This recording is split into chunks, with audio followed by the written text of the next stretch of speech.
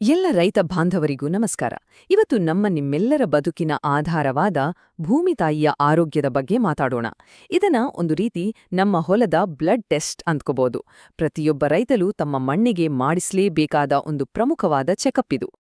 ಸರಿ, ನೇರವಾಗಿ ವಿಷಯಕ್ಕೆ ಬಂದ್ಬಿಡೋಣ. ಒಂದೇ ಒಂದು ಪ್ರಶ್ನೆ: ನಿಮ್ಮ ಹೊಲದ ಮಣ್ಣು ಜೀವಂತವಾಗಿದ್ಯಾ ಅಥವಾ ಸತ್ತಿದ್ಯಾ? ಅಯ್ಯೋ, ಗಾಬರಿ ಆಗ್ಬೇಡಿ. ಇದನ್ನ ತಿಳ್ಕೊಳ್ಳಕ್ಕೆ ಯಾ ಡಾಕ್ಟರ್ ಹತ್ರನೂ ಹೋಗ್ಬೇಕಾಗಿಲ್ಲ, ಯಾ ಲ್ಯಾಬ್ಗೂ ಅಲಿಬೇಕಾಗಿಲ್ಲ. ನಿಮ್ಮ ಮನೆಯಲ್ಲಿ ನೀವೇ ಇದನ್ನ ಪತ್ತೆ ಹಚ್ಚಬಹುದು. ಹೇಗೆ ಅಂತ ಹೇಳ್ತೀನಿ.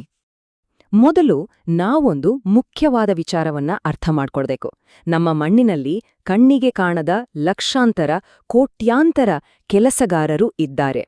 ಆ ಕೆಲಸಗಾರರಿಗೆ ನಾವು ಹೊಟ್ಟೆ ತುಂಬಾ ಊಟ ಹಾಕಿದ್ರೆ ಸಾಕು, ನಮ್ಮ ಮಣ್ಣಿನ ಆರೋಗ್ಯ ಅದ್ಭುತವಾಗಿರುತ್ತೆ. ನೋಡಿ, ಇದನ್ನ ಸ್ವಲ್ಪ ಗಮನ ಇಟ್ಟು ಕೇಳಬೇಕು. ನಮ್ಮ ಹೊಲದಲ್ಲಿರುವ ಬ್ಯಾಕ್ಟೀರಿಯಾಗಳು, ಅಂದ್ರೆ ಈ PSB, ರೈಸೋಬಿಯಂನಂತಹ ಜೀವಾಣುಗಳೇ ನಮ್ಮ ಹೊಲದಲ್ಲಿ ಹಗಲು ರಾತ್ರಿ ದುಡಿಯೋ ಕೂಲಿ ಆಳುಗಳು. ಹಾಗಿದ್ರೆ ಈ ನಮ್ಮ ಕೆಲಸಗಾರರಿಗೆ ನಾವು ಯಾವ ಊಟ ಕೊಡಬೇಕು? ಆ ಊಟದ ಹೆಸರೇ ಸಾವಯವ ಇಂಗಾಲ ಅಥವಾ ಆರ್ಗ್ಯಾನಿಕ್ ಕಾರ್ಬನ್. ಏನಿದು ಸಾವಯವ ಇಂಗಾಲ ಅಂದ್ರೆ? ಅಯ್ಯೋ, ತಲೆನೇ ಕೆಡಿಸ್ಕೋಬೇಡಿ, ಇದು ತುಂಬಾ ಸರಳ. ನಮ್ಮ ಮಣ್ಣಲ್ ವಾಸಿಸೋ ಆ ಕೋಟ್ಯಾಂತರ ಕೆಲ್ಸಗಾರರಿಗೆ ನಾವು ಪ್ರೀತಿಯಿಂದ ಕೊಡುವ ರೊಟ್ಟಿ ಊಟ ಅಷ್ಟೇ. ಸಿಂಪಲ್ ಅಲ್ವಾ?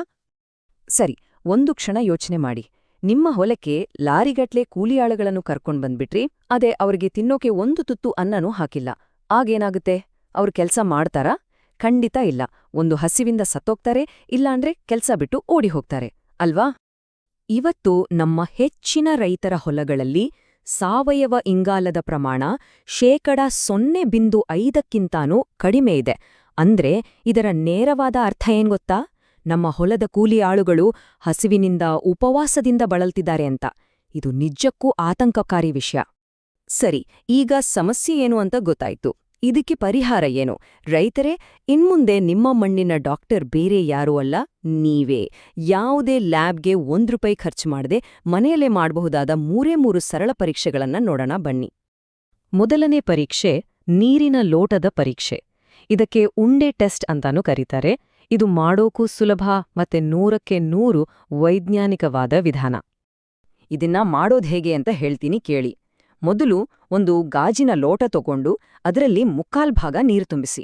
ಆಮೇಲೆ ನಿಮ್ಮ ಹೊಲಕ್ಕೆ ಹೋಗಿ ಒಣಗಿದ ನಮ್ಮ ಹೆಬ್ಬೆರಳು ಗಾತ್ರದ ಒಂದು ಮಣ್ಣಿನ ಉಂಡೆ ತನ್ನಿ.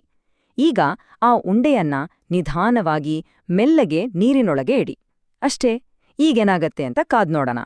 ಸರಿ, ಇಲ್ಲಿ 2 ಥರ ರಿಸಲ್ಟ್ ಬರ್ಬೋದು.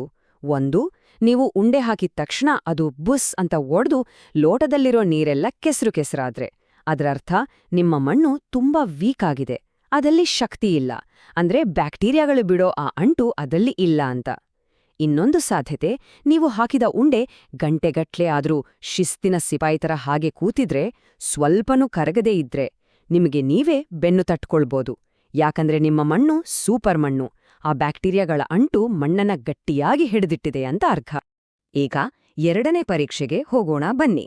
ಇದರ ಹೆಸರು ಎರೆಹುಳು ಉಂಟೇನ್ರಿ ಅಂತ ಚೆಕ್ ಮಾಡೋದು. ಮಣ್ಣಲ್ಲಿ ಜೀವ ಇದೆಯಾ ಇಲ್ವಾ ಅಂತ ನೋಡಕ್ಕೆ ಇದಕ್ಕಿಂತ ಒಳ್ಳೆ ಪರೀಕ್ಷೆ ಇನ್ನೊಂದಿಲ್ಲ.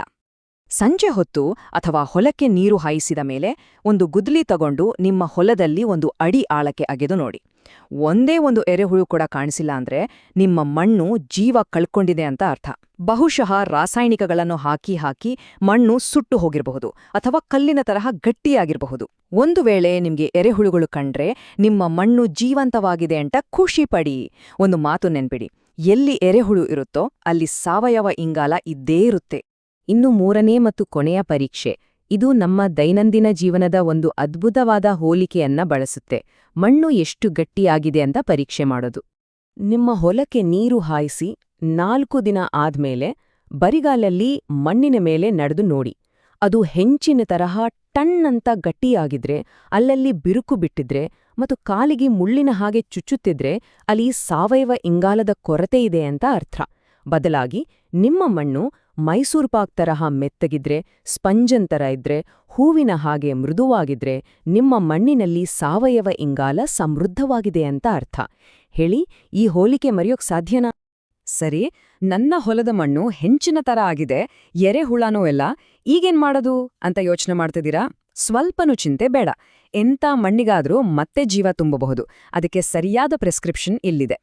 3 ಸರಳ ಪರಿಹಾರಗಳಿವೆ. ಮೊದಲನೇದು ಹಸಿರೆಲೆ ಗೊಬ್ಬರ. ಮಳೆಗಾಲದ ಆರಂಭದಲ್ಲಿ ಸೆಣಬು ಅಥವಾ ಡಯಾಂಚ ಬಿತ್ತನೆ ಮಾಡಿ ಅದು ಹೂ ಬಿಡೋಕೆ ಮುಂಚೆ ರೋಟಿವೇಟರ್ ಹೊಡೆದು ಮಣ್ಣಿಗೆ ಸೇರಿಸ್ಬಿಡಿ. ಇದು ಮಣ್ಣಿಗೆ ನೀವು ಕೊಡೋ ಬಿರಿಯಾನಿ ಊಟ ಇದ್ದಾಗೆ. ಸಾವಯವ ಇಂಗಾಲ ರಾಕೆಟ್ ವೇಗದಲ್ಲಿ ಹೆಚ್ಚಾಗತ್ತೆ. ಎರಡನೇದು, ದಯವಿಟ್ಟು ಹೊಲದ ತ್ಯಾಜ್ಯವನ್ನ ಸುಡಬೇಡಿ. ಭತ್ತದ ಹುಲ್ಲು, ಕಬ್ಬಿನ ರವದಿಯನ್ನ ಮಣ್ಣಲ್ಲೇ ಕೊಳೆಯೋಕ್ ಬಿಡಿ.